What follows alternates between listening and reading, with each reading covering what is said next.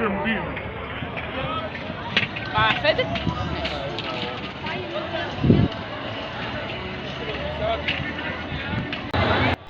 السلام عليكم ورحمة الله وبركاته على أحلى متابعين في الدنيا. النهاردة احنا في مكان كلنا بنحبه، احنا في دريم بارك. بس الجولة المرة دي مختلفة شوية. دايما بنجري على الألعاب والقطر السريع، بس بننسى ان في ركن هنا فيه روح وطبيعة وحكايات تانية خالص. حديقة الحيوان النهاردة هناخد جولة في روقان ونشوف الحيوانات ونعرف أسرارهم ونشوف المكان ده بيقدم لنا ايه بعيد عن الدوشة والصراخ والألعاب. جولتنا هنقسمها لجزئين، الجزء الأول هنبدأ بحديقة الحيوان في دريم بارك، والجزء التاني إن شاء الله في الحلقة الجاية الملاهي والألعاب الجميلة.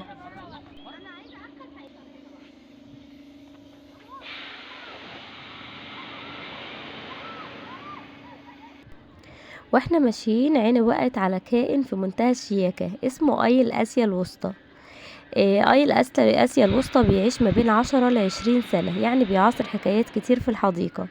وفي فترة الحمل عنده بتوصل ل8 شهور ونص، يعني سبحان الله قريبة جدا من البشر. بيعتمد بشكل اساسي على النباتات والاعشاب، وده مخليه هادي وجميل كده. نيجي بقى ندخل مع بعض بيت الزواحف.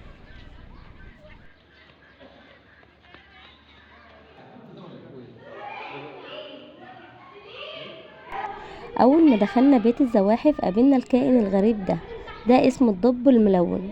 شايفين الوانه؟ سبحان الله، تحسوا انه لابس بدلة منقوشة علشان يستخبى وسط الصخور.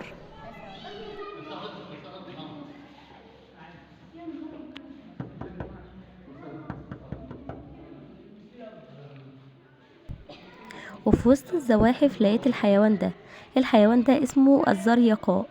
يعني الحيوان ده كائن ليلي، يعني بينشط جدا بالليل، عشان كده ممكن تلاقوه نايم دلوقتي بكل هدوء. وصلنا لواحد من اشهر الثعابين اللي ممكن تقابلوها في بيئتنا العربية، ثعبان ابو السيور. شايفين اليافطة بتقول ايه؟ ده مش مجرد تعبان وخلاص، ده كائن له صفات تخوف وتبهر في نفس الوقت. المكتوب هنا ان موطنه الاساسي شمال افريقيا ومصر والسودان، يعني ده ابن بلد ومتعود على جونا والمناطق الرملية والجافة بتاعتنا. عارفين بياكل ايه؟ اليافطة بتقوله انه بيتغدى على القوارض الصغيرة والطيور والزواحف، يعني هو صياد ماهر وسريع جدا.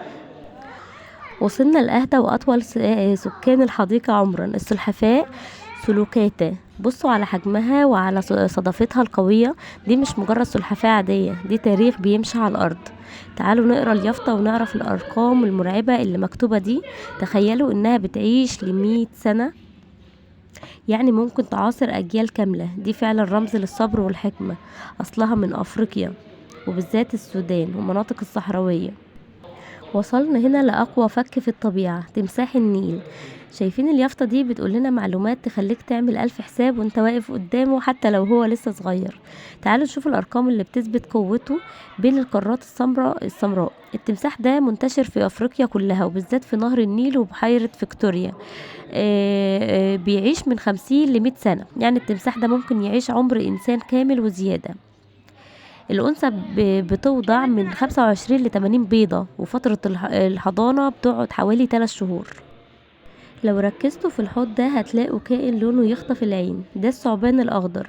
الحيوان ده حرفيا فنان في الاستغماية، لونه أخضر اللي بيخليه جزء من الشجر اللي حواليه.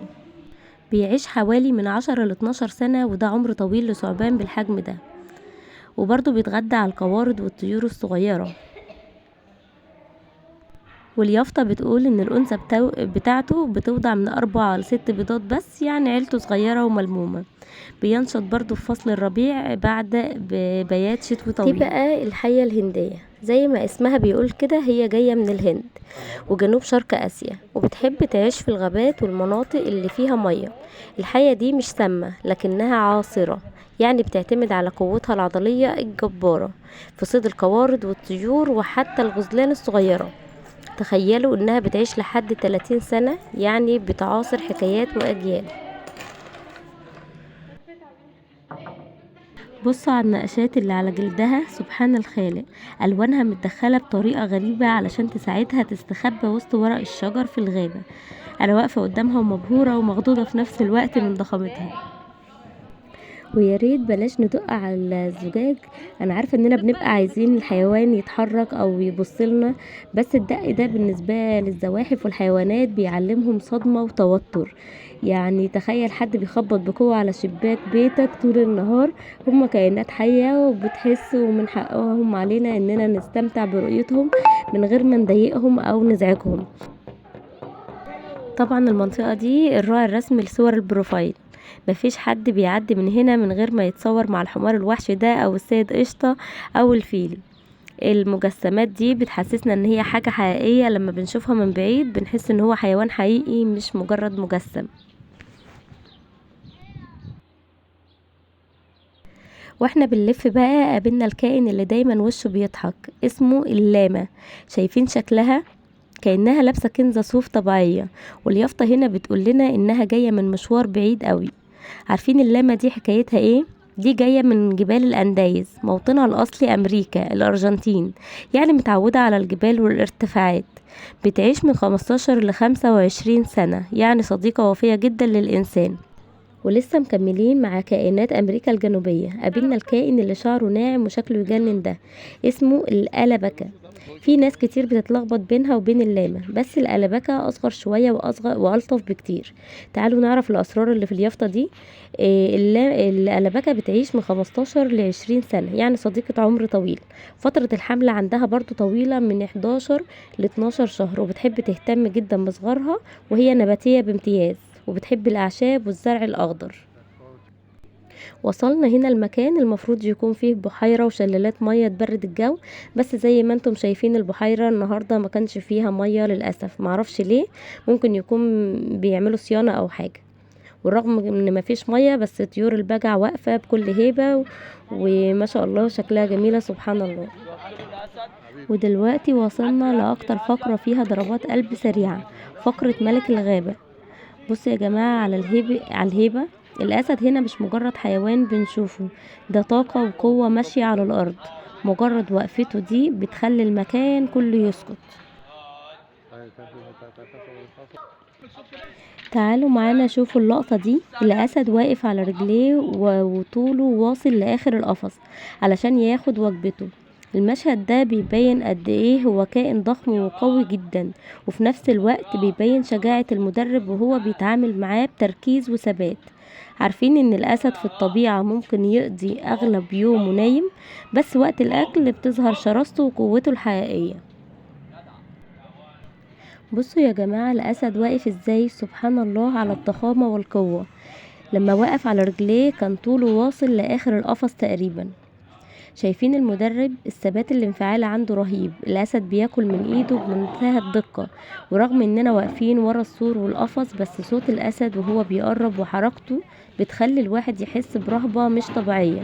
اللقطة دي بتبين قد ايه الحيوانات دي ذكية وبتحترم المدرب اللي بيعتني بيها.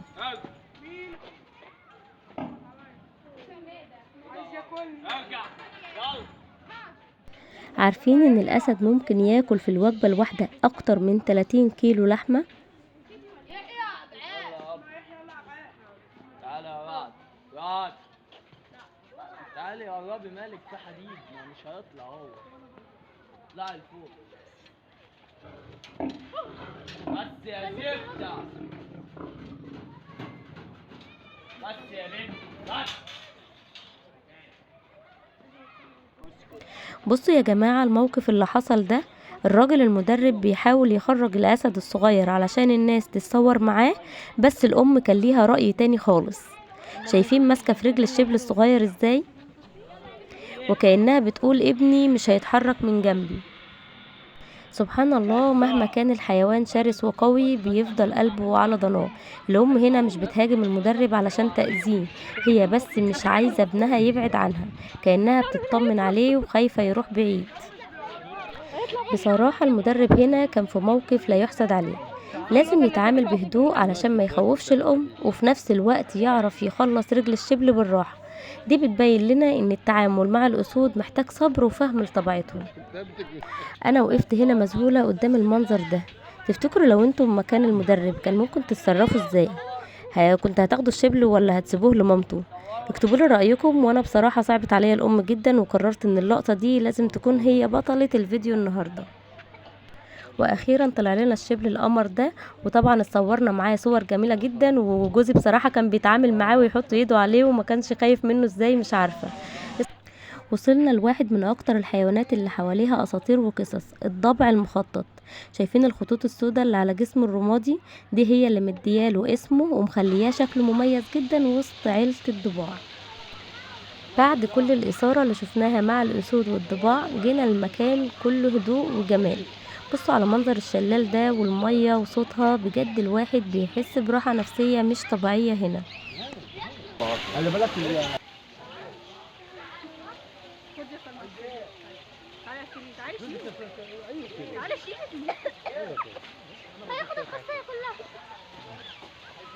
دخلنا دلوقتي بيت العصافير، والمكان هنا ممتع جدا للأطفال والكبار. العصافير والبغبغانات ألوانها تخطف العين، والجميل هنا إنهم متعودين على الناس جدا.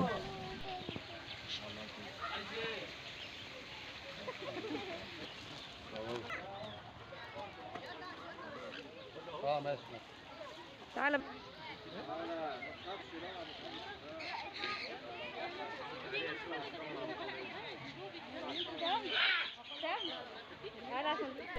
بصوا العصفور ده واقف على ايدي ازاي، سبحان الله، الوانه زاهيه جدا وشكله يجنن. الميزه هنا انك بتقدر تاكلهم بايدك وتتصور معاهم لقطات جميله.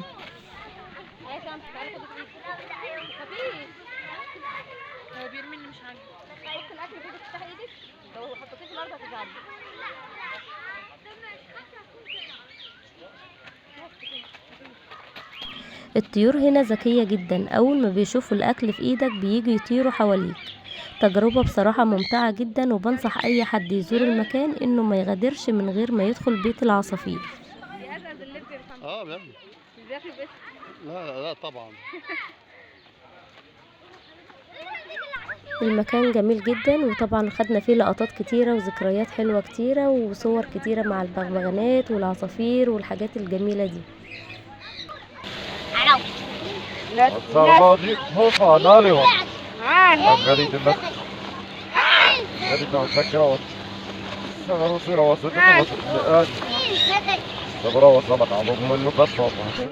وقبل ما نمشي النهاردة ما اقدرش اقاوم الجمال ده. بصوا على الكلاب الصغيرة دي، متهيألي دي ألطف حاجة ختمنا بيها يومنا النهاردة. شكلهم وهم بيلعبوا مع بعض يخلي الواحد مش عايز يمشي. دايما بنقول ان الكلب اوفى صديق للانسان، ومن وهم صغيرين كده بيبان عليهم الذكاء والارتباط بالناس. بصوا لما بنقرب منهم بيبتدوا يتحركوا ويبصوا للكاميرا كأنهم فاهمين انهم بيتصوروا.